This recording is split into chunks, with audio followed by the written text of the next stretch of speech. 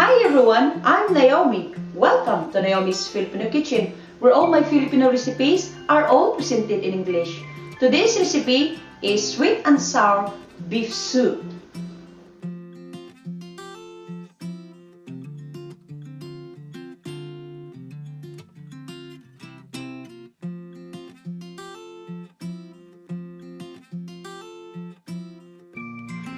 Wait until the end of this video for a sneaky peek of some of my other recipes.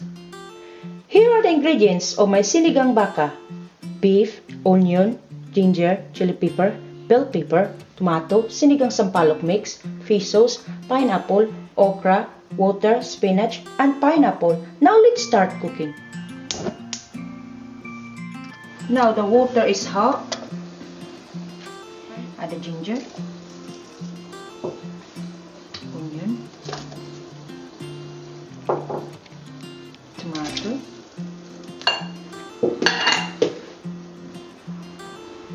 pineapple and a chili pepper, and the pineapple juice, and let it boil.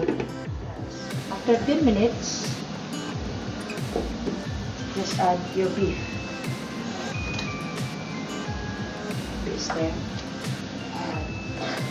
The sinigang sampalok mix. The fish sauce. Everything a good stir. Smells lovely already. And cover and simmer on a low heat. After 50 minutes of simmering, add the okra. Give it a stir. And add the bell pepper.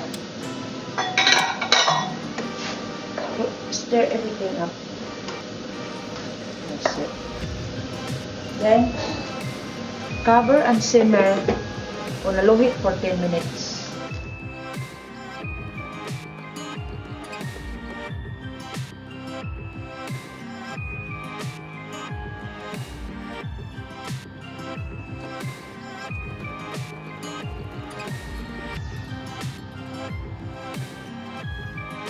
Right, it's ready. Ta-da! Serve and enjoy.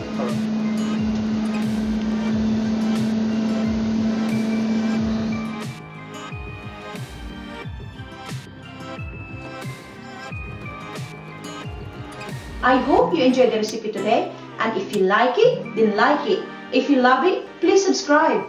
Thanks for watching. See you soon.